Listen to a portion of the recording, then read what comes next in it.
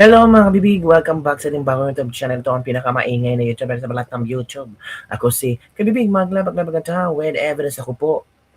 Meron ako nakitang video ba kasi trending ngayon ang Jesus is Lord, simbahan ni na Joel Villanueva.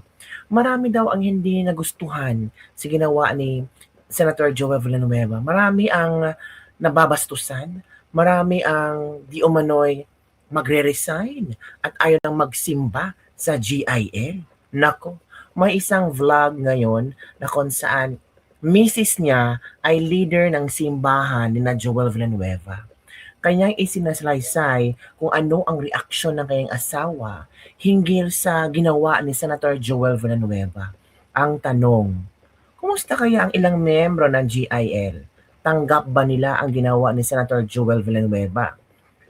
Ay, o ito kabibig ha, makinig tayo sa kanilang sentimiento kasi sabi niya, ang kanyang misis ay leader ng GIL, tapos ang kanyang misis na talaga nagsabing hindi na siya magsisimba. Hala ka, hindi maganda no, ang epekto. Ito kabibig ha, makinig tayo. Ito. Shout So sa kay mga hindi June nakakaalam, no, Vlog. isa pala si Mrs. sa leader sa GIL. Ganyan. So sa mga hindi nakakaalam, no, isa pala si Mrs. sa leader sa GIL na sa Bible, sa group Bible study. At the same time, isa rin siya sa mga, may role din siya sa simbahan. Kaya nga, very frustrating talaga. First time ko talaga nakita ni Mrs. na sabi niya, hindi na siya masaya. Kasi dati, grabe talaga siya. Grabe ka devoted. Grabe ka, loyal. During sa vacation niya, o during yung pag-uwi niya, kasi namatay yung kapatid ni Mrs. last week. Sinabihan ba kami, nagsimba ba kami. Ganun siya sa amin. Pero first time ko narinig niya na ayaw na niya magsimba. Hala. That's big impact talaga. Big impact. Crucial. This is not about political. This is not about politika. This is about corruption sa Pilipinas. Ang daming nagsuffer na mga Pilipino, kapwa natin Pilipino dahil sa corruption. Correct. Marami ng mga whistleblowers. Hindi lang isa, hindi lang dalawa, hindi lang tatlo. 22 Marines. Saan kami maniwala sa mga politiko na mga magnanakaw? Bihira ka lang talaga makakita ng mga politiko na hindi magnanakaw. At isa sa mga tiningnan namin na hindi ikaw magnanakaw is ikaw. Ikaw ang leader namin. Tapos ngayon, sumabay ka sa mga magnanakaw. Agoy. How can you teach, thou shall not steal? Agoy. Ang sumabay ka sa mga magnanakaw. Paano kami makakonvince na magsimba dyan? Tapos ngayon, big issue na ngayon. Ang hinahanap natin principle. Marami nagsasabi na, wag niyong tingnan yung tao, tingnan niyo yung Panginoon. Pero pag mag-teach kayo, sinasabi niyo na kayo ang nag-represent sa Panginoon. Ano sinasabi niya? Dahil sa problema, sinasabi niyo, wag niyo tingnan kami, diretso kayo sa Panginoon. Anong klase? 'Di ba? So grabe talaga yung si Mrs. grabe ang ano talaga kami, hindi talaga kami masaya. Para sa pamilya lang ko habat, I will make it sure na hindi na kami magsimba. Hala. Maglipat na kami, maghamna kami ng iba. Hala. Si Mrs. grabe yan si Mrs. 18 years dyan siya. Galing pa yan sa Hong Kong dito, pati ako. Last 2014 pa ako dito sa Canada. Dyan na ako nagsimba. Kasi nga nakita ko para maganda talaga siya. Pero sa pinapakita ngayon, walang prinsipyo. Halak. Walang Pitado talaga. Walang tawag nito. Hindi firm yung decision ba? So, yan. Para sa akin para sa decision ko, para sa pamilya ko, 100% hindi na kami dyan. Hala. This is not about politika. This is not about this is about the corruption. Maawa ako talaga sa mga kapwa natin mga Pilipino na halos walang makain. Makita mo sa mga videos dyan. Tapos yung pera ninanakaw lang. Kita mo naman yan. Mali-malita, may mga videos, hindi pa kayo maniwala. Yan yung problema sa mga politiko ngayon. Very crucial kasi. Hindi mo kasi masabi na i-separate itong simbahan sa politika. Kasi pumasok ka sa politika. Correct. Sabi ko nga, mas maganda pa kung mapriso ko, so be it. Makulong. Kasi marami nagtitingin sa iyo, marami nagtitingin sa inyo. Kaya grabe talaga, grabing impact ngayon. Magalit man kayo sa akin sa hindi, maraming nagbakla sa akin, wala akong paki. Sinasabi ko lang naawa ako sa mga kapwa Pilipino, yun because of corruption. Ayaw ko sa mga corruption talaga, ayaw ko sa mga magnanakaw. Tapos ngayon nakisali tayo sa mga magnanakaw. Ang klase. Hindi talaga magandang image talaga yan. Nasira talaga, makasira talaga yan. Sira, Maniwala kayo sa akin sa hindi. nasira ka bibig, sabi dito. Ito mga komento ng mga netizen. Ito Malita is Lord Foundation of Joel Villanueva. Tell me who your friends are and I tell who you are. I understand her disappointment, but let's remember that our faith is in Jesus Christ, not in any political leader or human being. People may fail and make decisions we don't agree with, but God remains faithful. Let's continue to pray for our leaders and keep our eyes focused on Christ. Joel is Lord. Judas is Lord for Joel V. May kasabihan, brother, birds of the same feather flock together. We as Christians should never compromise, but stand for the truth of God's word, whatever the cost might be. Kasi nga, Lodi yang si Joel pala. Takot makulong, nahalata na may ninakaw. Kaya tama lang ginawa yung Lodi. Kaya piliin ang church na walang halo ng politician idol. Baka tumanggap din yan kaya bumaliktad na takot makulong. Hindi titingin sa tao, kanino titingin? Sa baboy? Hala. Very true. Beware of wolves who dress in sheep clothing. Padalangin para sa mga Pilipino sa bansa at katotohanan, mga kabibig. Try mo magsusi. Correct, Brad. Paano kayo magsimba kung Judas na sa harap nyo? Tama din, kabibig. Tama din ang mga punto ng mga netizen after nila narinig itong komento ni John Humigop Vlog. So if you want to know more about his reaction about GIL, about ang kanilang ang sentimiento, frustrations daw nila, na hindi na sila magsisimba. Naku po mga kabibig, yan ang sinasabi natin.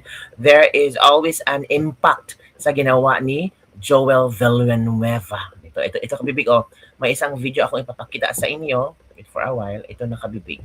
I-share ko muna ha. Okay? Eto na. Mga Pilipino. Karamihan ng mamamayang Pilipino, hindi lang dito sa Cebu, ay dismayado talaga doon sa ginawa ni Senator Joel Villanueva. At even nung ginawa din ni Senator Chis Escudero. Kasi nga, Senator Bato risk his life unnamed para lang makuha yung independence of the Senate nung siya ay nandun at nagkaputukan pa nga dyan sa Senado. So, ano ba ang sapantaha? Ano ba ang nasa isip? Ano ba ang reaksyon ng mga taga Cebu doon sa paglitaw kanina ni Senator Joel Villanueva sa plenaryo ng magpatawag ng special session? Sila ba? Kayo ba natuwa, mga taga Cebu? well, siguro karamihan ng mamamayang Pilipino, hindi lang dito sa Cebu, ay dismayado talaga doon sa ginawa ni Senator Joel Villanueva. At even nung ginawa din ni Senator Chis Escudero. Kasi nga, Senator Bato risk his life unnamed para lang makuha yung independence of the Senate nung siya ay nandun at nagkaputukan pa nga dyan sa Senado. So dismayado tayo, ang mga Cebuano, mga Pilipino, tungkol sa or doon sa ginawang pagtatraidor kumbaga ni Chis Escudero at ni Joel Villanueva. Although ako naman, I've been already theorizing noon pa na the two weakest link doon sa 13 ni Alan Peter Cayetano ay yung si Chis at si si Joel Villanueva. So I was not surprised. But still, I was disappointed.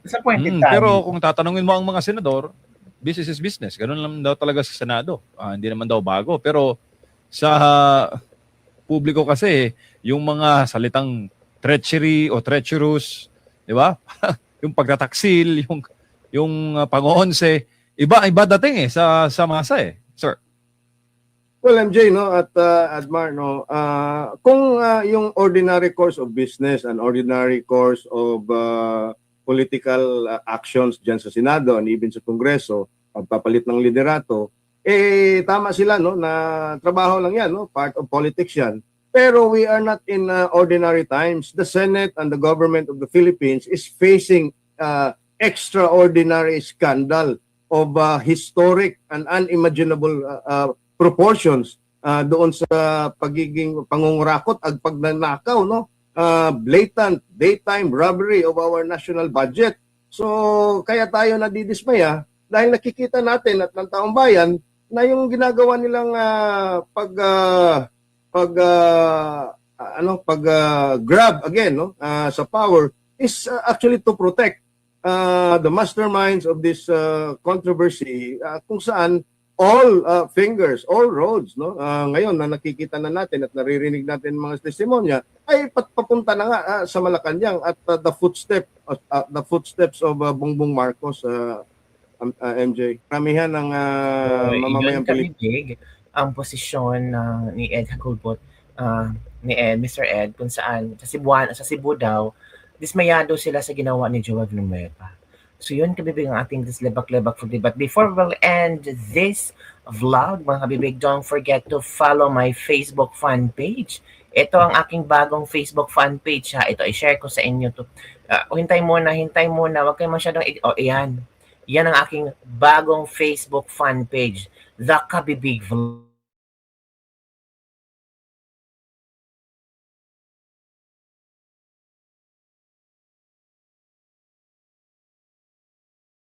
Salamat kay Mr. Edgar Nemo sa pagbigay ng magandang profile pic dyan.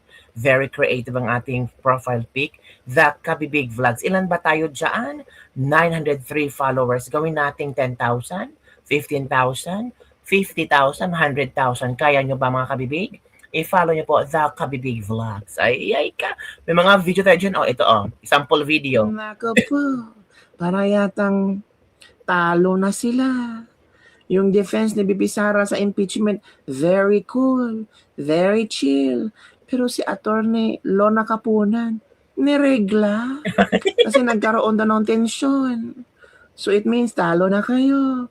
Panoorin nyo ang video. Initan, ma'am. Hindi mga ganun yan. Hindi, kasi period ko ngayon, may init ang Ba't galit si Lola? Yun, kabibig, ha. Hala ka, insecure. Ito. Hala ka, insecure si Rafi Tulfo at Erwin Tulfo. Kasi daw palaging nagfe-Facebook si Senator Alan Peter Cayetano. Bakit kayo may insecure? Di ba galing din kayo sa Facebook noon? Yung mga programa yung sa telebisyon. Di ba? Sa social media. Sikat na sikat kayo noon kasi marami na niniwala sa inyo. Sabi nga ni Senator Alan Peter Cayetano, noon marami na nanonood sa inyo pero ngayon, wala na. Konti na lang. Kasi nahubaran kayo sa yung pagka-tao, yung bendalo. Ang mga tao ngayon uhaw na uhaw.